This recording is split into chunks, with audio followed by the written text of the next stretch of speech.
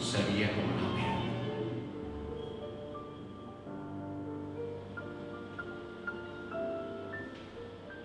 Més aviat et troben estrany i s'aprofiten de tu. Qui no s'ha sentit així alguna vegada? I això li provoca aquest esvaniment de la personalitat. Un quadre és fet de pensament, lògica i tècnica, en canvi un fill és fet d'amor.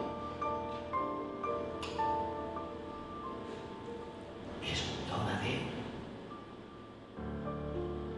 Et demanaria que no em miressis com si fos una cosa. El blanc és la